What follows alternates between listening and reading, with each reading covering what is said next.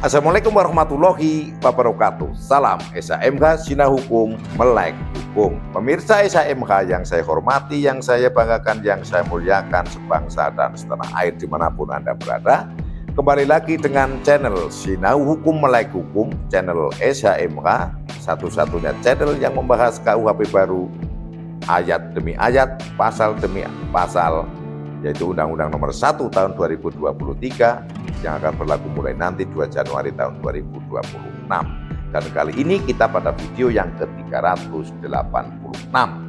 Video ke-386 kita akan masuk pada bab ke-34 KUHP baru tentang membahas tentang tindak pidana berdasarkan hukum yang hidup dalam masyarakat. Sebagaimana telah saya sampaikan pada video-video SHMH di awal, bahwa KUHP baru itu juga mengakomodir hukum-hukum yang hidup di masyarakat, adat istiadat di dalam masyarakat. Dan ini buktinya ada pasalnya, yaitu ada di pasal 597 KUHP baru. Bunyinya adalah seperti ini. Setiap orang yang melakukan perbuatan yang menurut hukum yang hidup dalam masyarakat dinyatakan sebagai perbuatan yang dilarang, diancam dengan pidana. Pidana sebagaimana dimaksud pada ayat 1 berupa pemenuhan kewajiban adat sebagaimana dimaksud dalam pasal 66 ayat 1 huruf F. Pasal 66 ayat 1 huruf F akan saya bacakan. Pidana tambahan sebagaimana dimaksud dalam pasal 64 huruf B terdiri A, B, C, D, E, F. F, pemenuhan kewajiban adat setempat. Nah, jadi intinya kalau ada orang yang melanggar hukum adat, itu dipidana, dihukum. Apa itu hukumannya? Hukumannya adalah pemenuhan kewajiban adat setempat. Nah, kemudian pertanyaannya, lah apa kewajiban adat setempat? Nah, kalau ada pertanyaan seperti itu, ya bergantung dari adat kebiasaan di mana kejadian itu terjadi. Contoh gitu, contoh bahwa ada masyarakat yang menghargai air tanah, maksudnya air tanah itu karena dia di suatu daerah dan dia itu punya sumber mata air satu-satunya, maka betul-betul menghargai itu. Maka terciptalah adat jangan sampai ada yang mengotori sumber mata air satu-satunya. Kemudian sudah disepakati oleh adat itu, kalau ada yang mengotori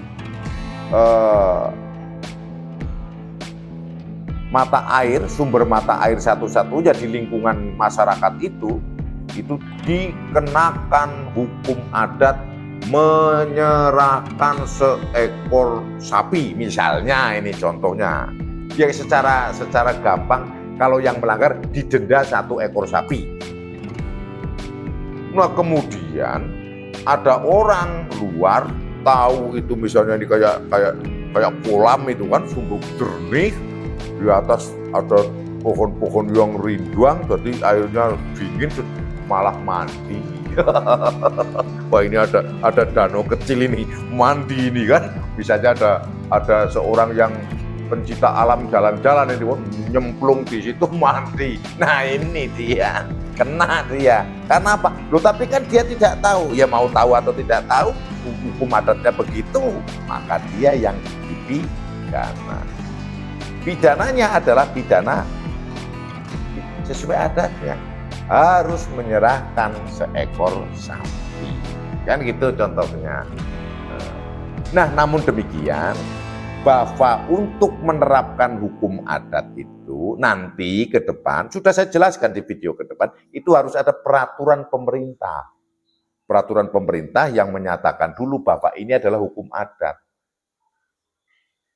Bahwa mengotori sumber mata air satu-satunya di daerah ini ada termasuk hukum adat. Nah, hukum adat ini nanti akan tertuang di peraturan daerah di mana masyarakat itu tinggal. Pada intinya akan ada hukum tertulisnya. Namun demikian berawal dari hukum adat, sehingga tidak tertuang di dalam KUHP. Sangat sulit. Pembuat undang-undang akan susah mengatur hukum adat di sini, sehingga didelegasikan atau dilimpahkan. Yang mudah adalah lewat perda. Sebab apa? Daerah-daerah itulah yang tahu. Sehingga nanti hukum adat, katakanlah daerah A dengan daerah B bisa jadi berbeda. Yang satu daerah ini mengotori sumber mata air adalah diancam hukum pidana adat, membayar 1 ekor sapi. Bisa jadi di sebelahnya, masyarakat sebelahnya tidak seperti itu, karena memang tidak memiliki adat seperti itu. Jadi tergantung daerah.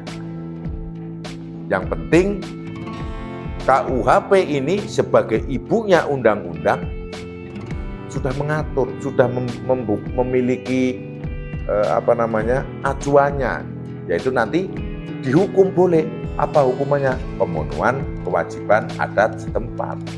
Loh, bagaimana mengetahui kalau itu nanti itu termasuk hukum adat? Jangan sampai juga masyarakat itu ngarang-ngarang sebetulnya bukan hukum adat, giliran ada orang yang lagi mandi di situ ngarang-ngarang masyarakat situ itu ini adat, ini adat. Nggak bisa hanya ngomong, harus didukung dengan peraturan perundang-undangan juga akhirnya, yaitu nanti ada PP yang membuka ruang itu, dan tentang hukum adat itu akan dinyatakan pada peraturan daerah, sehingga ke depan peraturan daerah akan mengatur hukum-hukum adat yang saat ini belum diatur. Kapan itu akan diatur? Ayo tergantung pemerintah daerah dan DPRD-nya kapan pada sidang toh.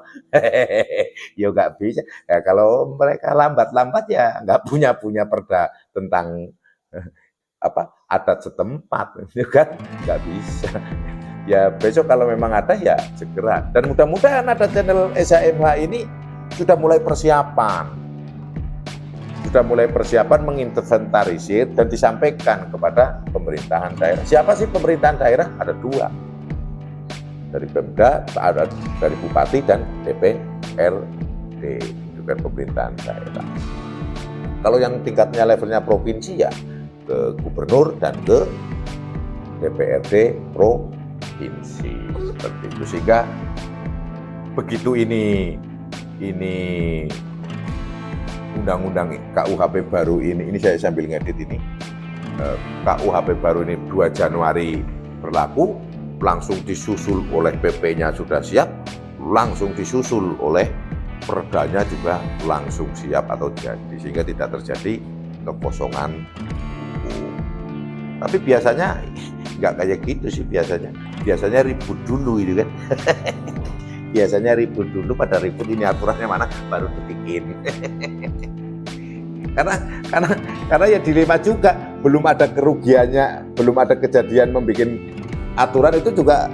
Kalau dari pola pikirnya itu empiris ya toh, itu dibilang ya orang gila itu bikin aturan kayak begitu. Tapi kalau pola pikirnya di dunia hukum itu teoritis atau akademisi, ya bisa saja. Sebagai contoh pernah saya sampaikan dalam video saya, bagaimana Indonesia membuat undang-undang pembuatan sertifikat di bulan. Gitu kan. Ngarang kali di bulan sertifikat kan. Faktanya kan India sudah mengklaim punya tanah di bulan itu kan. Berita loh ya, saya baca berita itu kan. Jangan sampai kita nggak kebagian kan. Harusnya buat undang-undang dulu, bikin undang-undang dulu, menerbitkan sertifikat tanah di bulan itu kan. Tapi kalau saat ini saya dianggap gila itu kalau hanya berpola pikir secara empirisnya saja. Tapi kalau berbicara teoritis, masuk akal ini, bisa saja kan. Sebagai mata dulu saya pernah diketawain sama teman-teman penyidik di Kulon Progo, pernah saya sampaikan kan. Saya ngomong di angkringan itu, di Karangnongko, Timur Karangnongko itu, saya ulangi lagi. Kira-kira kalau ada laki-laki mencolek pantatnya laki-laki, pencabulan atau tidak. Nggak banyak ngomong, kalau nggak cabul orang laki-laki, malah ada yang ngomong, wah enggak, itu laki-laki sama laki-laki ya nggak cabul, gitu kan. Kalau bila perlu, ini pantatku dicolek yang keras biar kayak dipijitin, itu dulu kan saya ngomongnya begitu di video saya di depan.